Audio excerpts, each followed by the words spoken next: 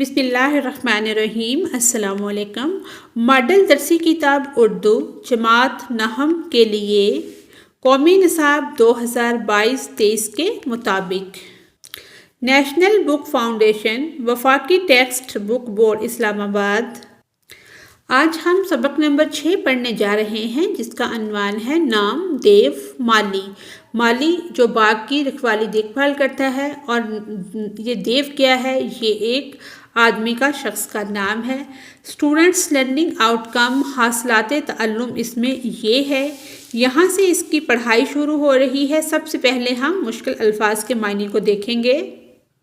نام دیو مالی ایک خاکہ ہے۔ مشکل الفاظ کے معنی یہ ہیں۔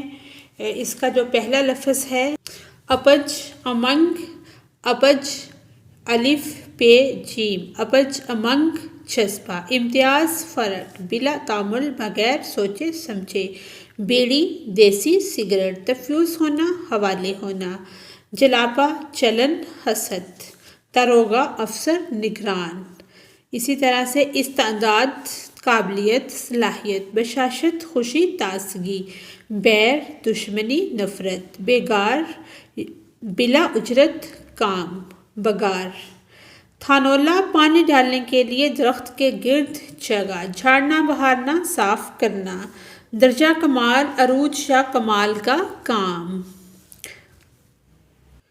جھلڑ غول، روشنی راستے، سیندی دیسی شراب، کھینچ تان کر کام لینا، زبردستی کام لینا، منکسر المزاج جس کے مزاج میں انکسار عاجزی ہو، ڈھیر کم تر درجے کی ذات، سیوا کرنا خدمت کرنا، کندن خالص سونا، نگہداشت دیکھ بھال کرنا، یورش حملہ۔ آگے ہے آئینہ بنانا چمکا دینا، بیگار بلا معاوضہ مزدور یا بغیر اجرت کے، باؤلی ایک طرح کا کنواں جس کے اندر سیڑھیاں اترتی تھیں، بیر دشمنی، بے مثل جس کی کوئی اور مثال نہ ملتی ہو، جھلڑ بھیڑ مجمع، دکھ ٹی بی کا مرض، رسوئی کا چوکا ورچی خانے کا احاطہ، ستائشیں تعریف، سیوا خدمت، قحط کال، قضا موت۔ تھانولا پودے کی جڑ کے گرد گھیرا جس میں پانی ڈالتے ہیں، حوض چھوٹا سا تالاب، بیڑی پینا سگریٹ پینا، روشیں باغ میں چلنے کا راستہ کیاریاں، سیندی شراب جنگلی کھجور سے بنائی گئی شراب، صلہ بدلہ، قلت کمی، کندن ہونا خالص سونا ہو جانا، مشکلات سے گزر کر باکمال ہونا۔ کوہکن پہاڑ کاٹنے والا مراد ہے فرحات، میراث ترکہ ورثہ، نگرانی سپرد، نگہداشت نشو و نما، رفتہ رفتہ آہستہ آہستہ، پھولنا پھلنا پروان چڑھنا بڑھنا، کھینچ تان کر کسی نہ کسی طرح سے، کام چور کام سے جی چرانا، موروثی باپ دادا کی طرف سے یعنی کہ جو وراثتی ہوتی ہے، ہماتن مکمل طور پر پوری توجہ سے، کانٹ چھانٹ کاٹنا، مستعد تیار بلا تعامل ہچکچاہٹ کے بغیر، سینچائی پودوں کو پانی دینا، کارگزار کام کرنے والا، نوبت باری، رخ انداز، کام چور کام سے جی چرانا، تنگی ترشی مشکل حالات، پٹا پڑا بھرا ہوا، دنیا مافیا دنیا اور اس میں جو کچھ ہے، جتن کوشش، بعض وقت کسی وقت، روگ بیماری، تلف ہو جانا ختم ہو جانا، گدلا گندا، یورش حملہ، ہاتھ پر ہاتھ رکھنا فضول بیٹھنا، محظوظ ہونا لطف اٹھانا، بے دم ہو جانا ہوش نہ رہنا، جاڑا سردی، دل بڑھنا دل خوش ہونا، محاکاج بہترین کام، بساط ہمت، بشاشت خوشی، تفیوز خون ہوا ذمہ لگا دے دینا، جھاڑ جھنکار کوڑا کرکٹ، ڈھو ڈھو کر لاد لاد کر، فطرتاً فطری طور پر، قدرت شان الہی، اپج نرالی بات، قدردان قدر کرنے والا، جان دے دینا مر جانا، بے مزہ جس میں لطف نہ ہو، باغبانی باغ کی حفاظت، مسکن رہنے کی جگہ۔ ठाठ शान व शौकत, बराए नाम रह जाना, बहुत कम रह जाना, आफत टूट पड़ना, मुसीबत आ जाना, गज़बनाक गुस्सा में होना, नीच कम ज़रफ़ कम दर्द, दरोगा थाने का बड़ा अफसर, निढाल थका मांदा बेहिस्सो हरकत, बेदम बगैर दम के बगैर, जलापा हसद रंज चलन, आबे हयात जिंदगी बख्शने वाला पानी, ढील सुस्ती काहली, वदियत किसी की तहवील में दी हुई चीज़, अमानत सुपुर्दगी, सिंचाई आबरसानी आबपाशी, सींचता खेत हो या बाग में पौधों और दरख्तों को पानी देना। मुनकसर मिजाज जिसके मिजाज में इंकसार हो, इम्तियाज़ इज़्ज़त व एहतराम सलीका, मसनूई जाली दिखावे का, जांच पड़ताल छानबीन, बेखबर नासमझ बेवकूफ़, सताइश तारीफ़ व तौसीफ़। खूबी अच्छाई खसूसियात, मकबरे वो इमारत जो कब्र पर बनाए जाते हैं, कब्र की जगह, केस दीवाना आशिक, इहाता सहनखाना मैदानकार, स्पुर्द रखवाली हरासत, ताज्जुब हैरानी हैरत, लज्जत मज़ा लुत्फ़, दिलचस्पी लगाओ, ओसान ख़ता होना, होशो हवास में न रहना, मुअस्सर मुमकिन हाजिर, कीचड़ गीली मिट्टी दलदल, मुस्तहिक हक रखने वाला हकदार, नाज़िमे तालीमात, महकमा तालीम का आला अफसर आला, वीरान उजड़ा हुआ गैर आबाद, सुनसान उदास खामोश, परखना शनाख्त करना, मगन किसी ख्याल या काम में डूबा हुआ, शादाब हरा भरा पुररौनक, तवाना तंदुरुस्त सेहतमंद, टांटा मजबूत मोटा, शनाख्त पहचान वाकफियत, महारत तजर्बाकारी, शाऊर चमन फूलों का बागीचा, फलवारी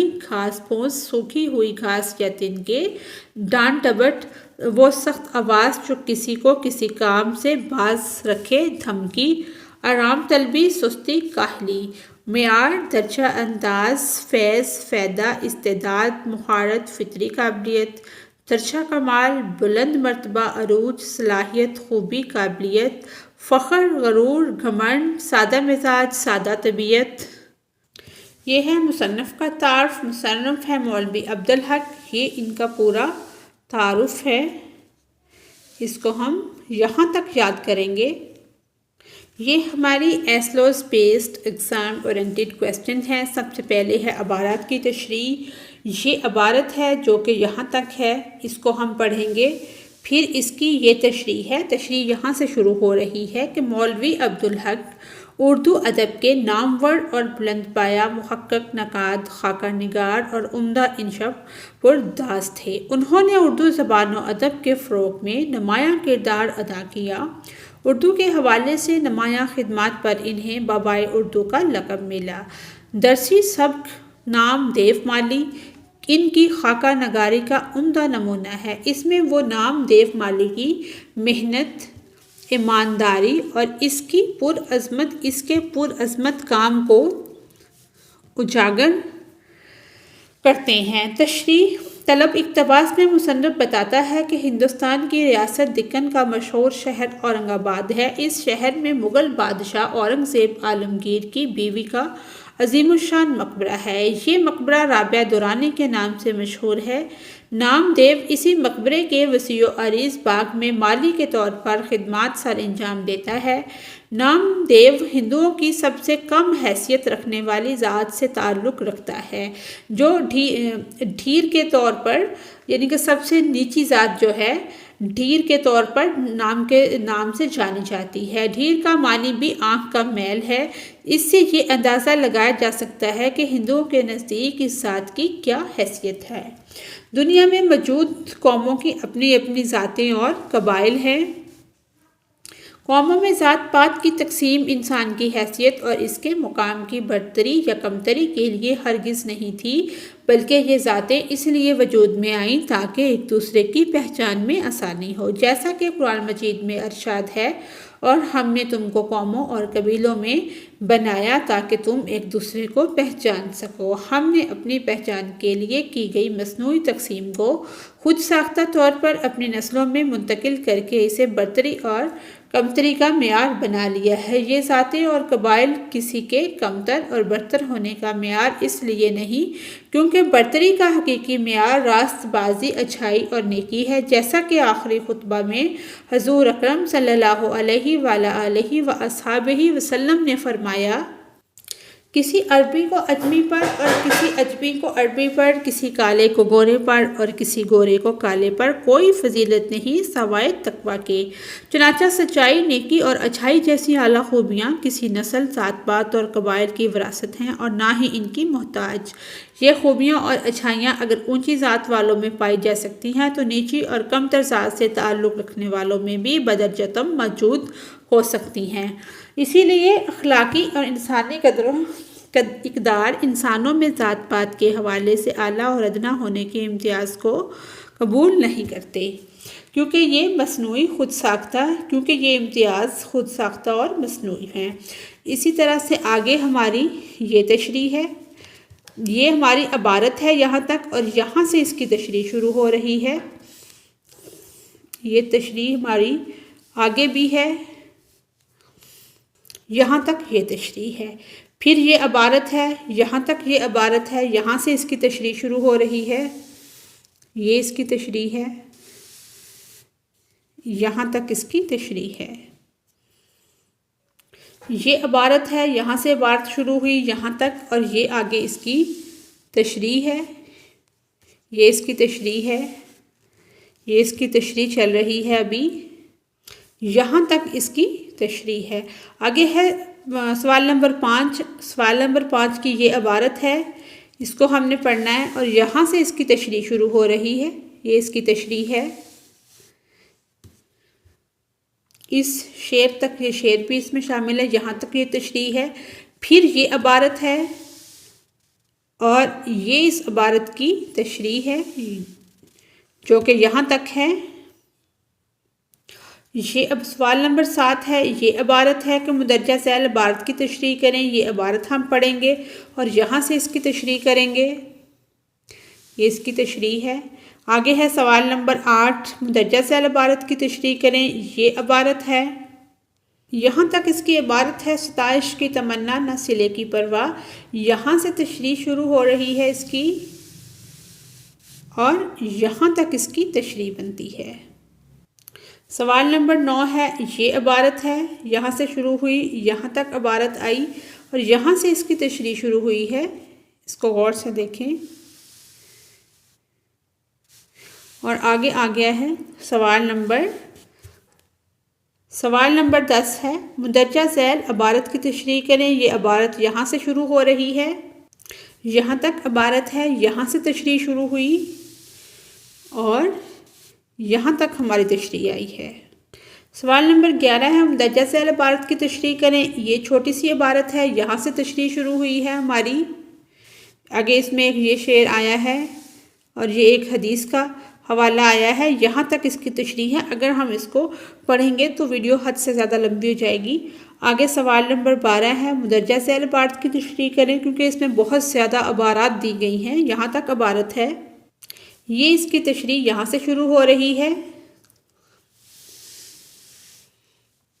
یہاں تک تشریح ہے اس کی، اس شعر تک، یہاں تک تشریح بنتی ہے۔ آگے پھر سوال نمبر 13 ہے، یہ اس کی عبارت ہے، یہاں سے اس کی تشریح شروع ہو رہی ہے، یہ ساری اس کی تشریح ہے، یہ شعر اس میں شامل ہے اور یہاں تک یہ تشریح ہے۔ سوال نمبر 14 ہے، پھر یہ عبارت ہے، یہاں سے یہ عبارت جو ہے وہ شروع ہوئی ہے، یہاں تک یہ عبارت ہے، یہ اس کی تشریح ہے، یہاں سے شروع ہوئی ہے تشریح، یہ ساری تشریح ہے، یہ ساری تشریح ہے، یہاں تک اس کی تشریح ہے۔ اگر سوال نمبر 15 ہے، مندرجہ ذیل عبارت کی تشریح کریں، یہ عبارت ہے، یہاں تک، یہاں سے تشریح شروع ہوئی ہے، یہ ساری اس کی تشریح چل رہی ہے، یہ ساری تشریح ہے، آگے بھی ہے، یہاں تک تشریح ہے۔ آگے ہے ایسلو بیسڈ ایگزام اورینٹڈ کویسچنز، اس میں کیا ہے، اس میں عبارت ہے، اس کو غور سے پڑھنا ہے، یہ والی عبارت ہے، اس کو ہم غور سے پڑھیں گے، یہ ہماری عبارت ابھی آگے بھی ہے، یہاں تک یہ عبارت ہے، یہاں سے اس کے سوالات شروع ہو رہے ہیں۔ سب سے پہلے ہے اس عبارت کا مرکزی خیال۔ اس کا جواب ہے نام دیو مالی اپنے پودوں اور پیڑوں ہی کو اپنی اولاد سمجھتا تھا اور اولاد کی طرح ان کی پرورش اور نگہداشت کرتا۔ عبارت کا خلاصہ، یہ عبارت کا خلاصہ نام دیو مالی، جو ہم نے عبارت یہ والی اوپر والی پڑھی ہے، اس کا یہ خلاصہ ہے نام دیو مالی پودوں کا اپنی اولاد کی طرح خیال رکھتا تھا۔ جیسے جیسے وہ بڑھتے پھولتے پھلتے اس کا دل بھی بڑھتا اور پھولتا تھا۔ ان کو توانا اور ٹانٹا دیکھ کر، طاقتور دیکھ کر اس کے چہرے پر خوشی کی لہر دوڑ جاتی تھی۔ اس کے لگائے ہوئے پودے ہمیشہ پروان چڑھتے اور کبھی کوئی پیڑ پودا یعنی کہ ضائع نہ ہوتا۔ مصنف کو ابتدا میں کس بات پر حیرت اور خوشی ہوئی؟ اس کا جواب ہے مصنف اکثر دیکھتے کہ نام دیو ایک پودے کے سامنے بیٹھا اس کا تھنولا صاف کر رہا ہے، جہاں پانی دینے کی جگہ ہوتی ہے وہ تھنولا صاف کر کے حوض سے پانی لیا اور آہستہ آہستہ ڈالنا شروع کیا۔ پانی ڈال کر ڈول درست کیا اور ہر رخ سے پودے کو مڑ مڑ کر دیکھا، پھر الٹے پاؤں پیچھے ہٹ کر اسے دیکھنے لگا۔ یہ دیکھ کر مصنف کو حیرت بھی ہوئی اور خوشی بھی۔ کام اس وقت ہوتا ہے جب اس میں لذت آنے لگے، بے مزہ کام نہیں، بے گھار ہے۔ نام دیو پودوں کی نگہداشت کیسے کرتا تھا؟ اس کا جواب ہے نام دیو مالی اپنے پودوں اور پیڑوں ہی کو اپنی اولاد سمجھتا تھا اور اولاد کی طرح ان کی پرورش اور نگہداشت کرتا۔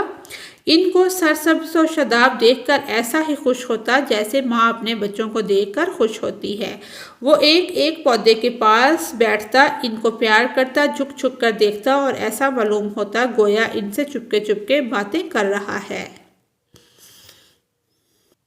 اگلا سوال ہے نام دیو کس کے باغ میں مالی تھا؟ نام دیو مقبرہ رابعہ دورانی اورنگ آباد دکن کے باغ میں مالی تھا۔ نام دیو کس ذات کا آدمی تھا؟ نام دیو ذات کا ڈھیر تھا جو کہ بہت نیچ قوم خیال کی جاتی ہے۔ مصنف کا قوموں میں امتیاز کے بارے میں کیا خیال ہے؟ مصنف کے مطابق قوموں کا امتیاز مصنوعی ہے اور رفتہ رفتہ نسلی ہو گیا۔ سچائی، نیکی، حسن کسی کی میراث نہیں۔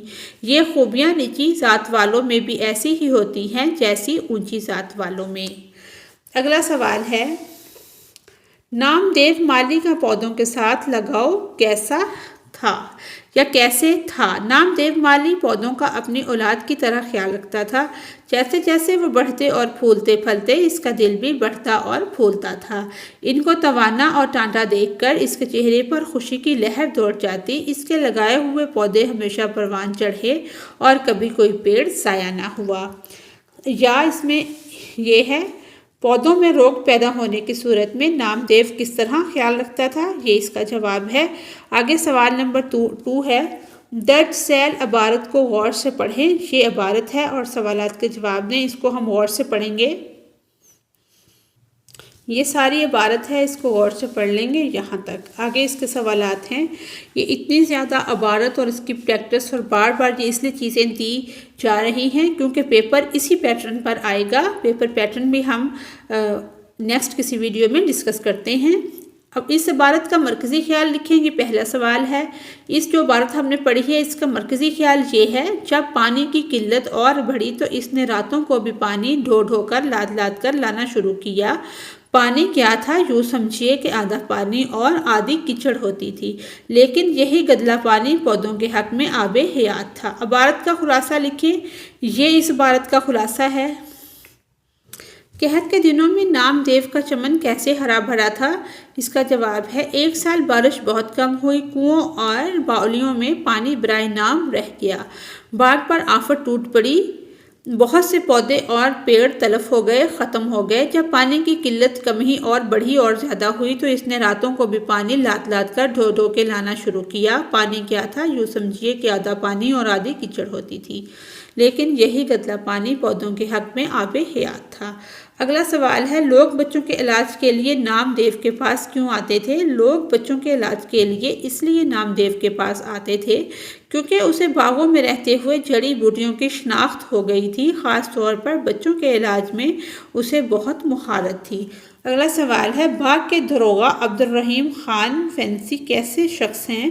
اور دوسروں سے کس طرح کام لیتے ہیں؟ اس کا جواب ہے باغ کے داروغہ خود بھی بڑے کارگزار اور مستعد شخص ہیں، دوسروں سے بھی کھینچ تان کر کام لیتے ہیں۔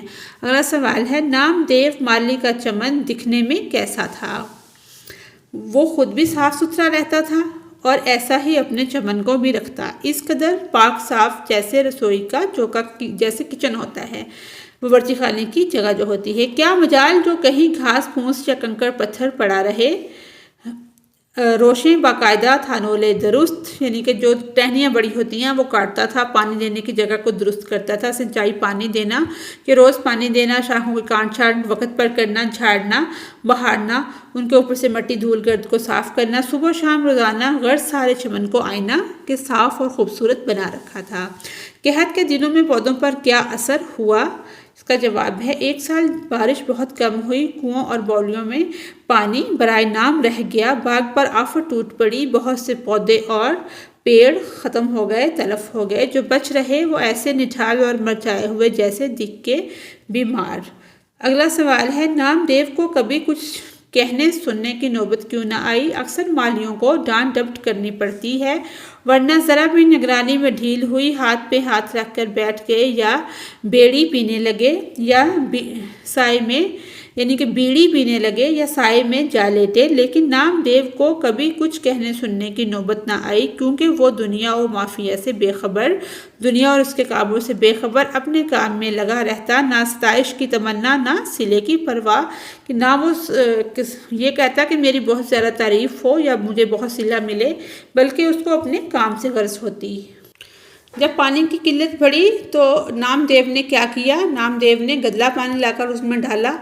آگے سوال نمبر 3 ہے، اس عبارت کو ہم نے غور سے پڑھنا ہے اور پھر سوالوں کے جواب دینے ہیں۔ یہ ہماری عبارت ہے، یہاں تک ہماری عبارت ہے۔ سب سے پہلے ہے اس کا مرکزی خیال، نام دیو اپنے پودوں کو بچوں کی طرح پیار کرتا، ان کی خدمت کرتا۔ جب مصنف نے انعام کی پیشکش کی تو اس نے کہا کہ انعام لینے سے یہ کہہ کر انکار کر دیا کہ بچوں کے پالنے پوسنے میں کوئی انعام کا مستحق نہیں ہوتا۔ عبارت کا خلاصہ یہ اس عبارت کا خلاصہ ہے۔ آگے ہے نام دیو کی موت کس طرح واقع ہوئی؟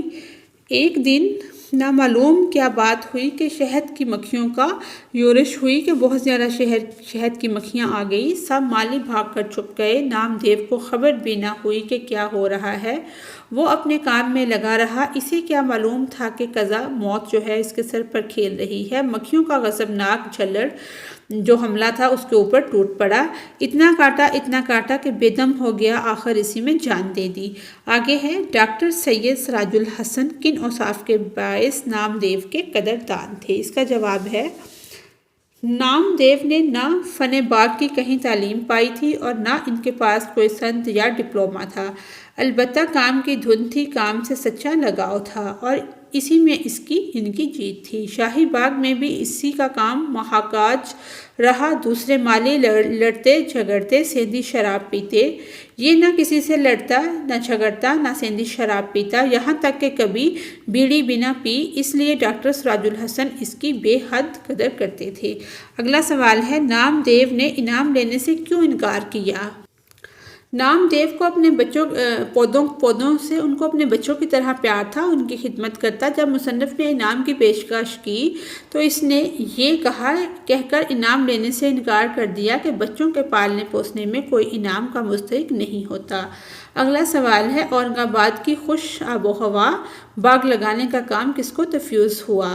آب و ہوا میں جب اعلیٰ حضرت حضور نظام کو اورنگ آباد کی خوش آب و ہوا میں باغ لگانے کا خیال آیا تو یہ کام ڈاکٹر سید سراج الحسن نواب سراج یار جنگ بہادر ناظم تعلیمات کو تفویض ہوا۔ ڈاکٹر صاحب کا ذوق باغبانی مشہور تھا۔